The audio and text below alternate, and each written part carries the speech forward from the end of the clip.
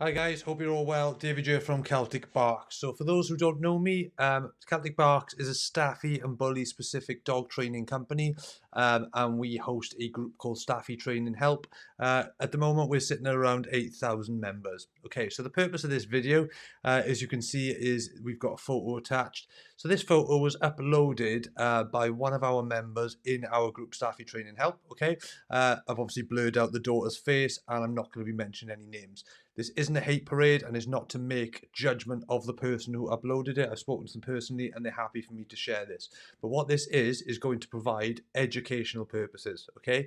So as a dog trainer, I see a lot of all these sort of photos coming along where kids are sitting on dogs, or what I particularly see is kids in dog's crate taking a funny photo with the dog and the baby in the crate, door closed, whatever the case may be.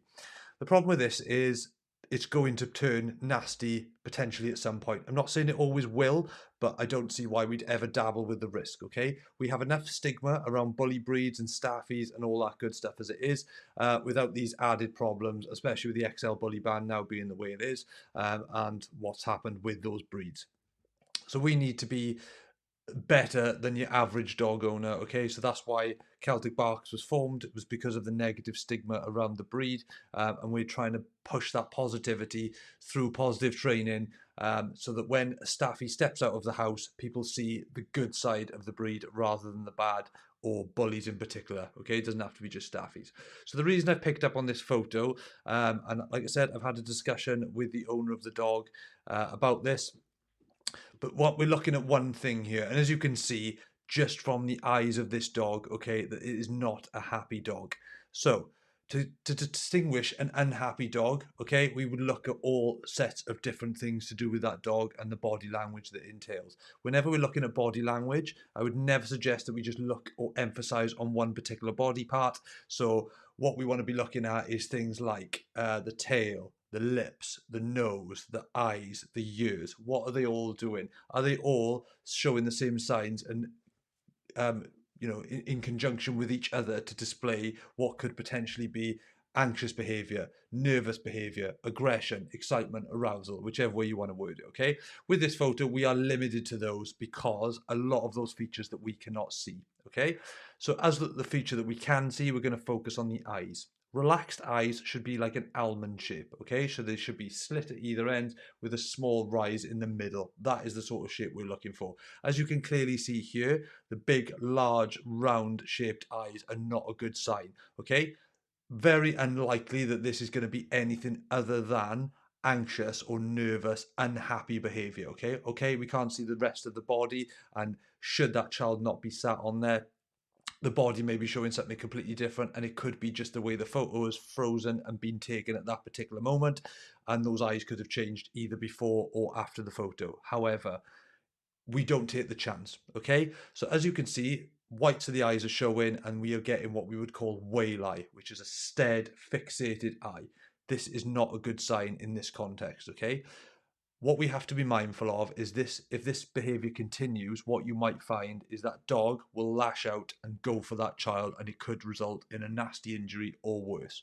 I speak to parents of dogs, parents and children all the time around dogs, okay? And often what I get from parents is sort of a naive attitude, where they say, "Oh, my dog wouldn't hurt a fly," and they're always cuddled. My baby's always pulling on the dog, riding them, pulling ears, pulling the tail. Never done anything. He loves it or she loves it.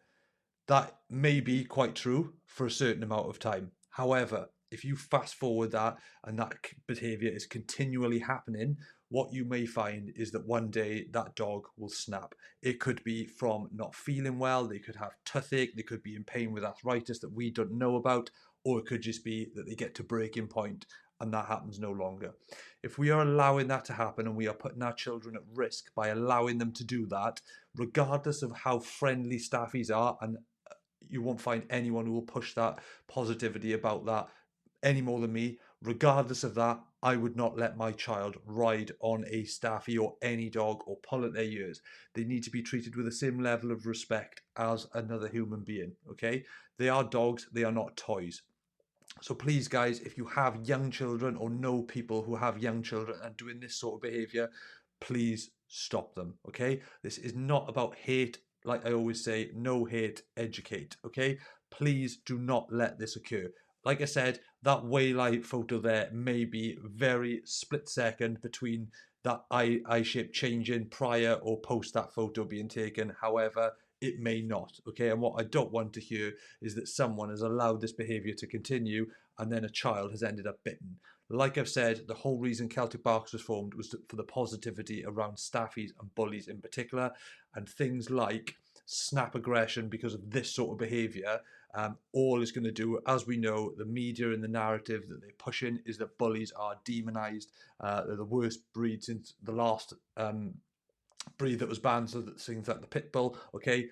But 9 times out of 10, it's because of the owners or because of how they're raised. As we all know, as avid Staffie lovers and bully lovers, we know that that is not the breed that the media is putting out there. But shit like this does not help, okay? Because all this is going to do is push this Staffie down the wrong route, and then when they react negatively, that's another tick in the negative stigma box for these breeds, okay? So like I said, this video is not about hate in any way, shape or form, okay? But it is about education, and it is things we should be looking for and things we should not be doing, okay? Have more respect for your dog, okay? Don't treat them as a toy to be ridden on, because that is not what they're there for, okay, guys? For anyone who isn't already over there, please come over to my group, Staffie Training Help. There's lots of free advice, free video guides for loads of different elements in the guide section, but most importantly, it is a fun, positive, non-judgmental community, okay, for everyone who has staffies, loves staffies, bully breeds, and all that good stuff, okay? Like I said, I run that group along with my partner. I'm the lead trainer, so if you have any training issues with your dog, you can chuck a question in there, and if I can answer it, I will by all means answer it. But get over there, guys, build that positivity and do right by the breed and start showing them in the light that they should be shown in, not in the way the media is showing them. Peace out, guys. Team Staffie.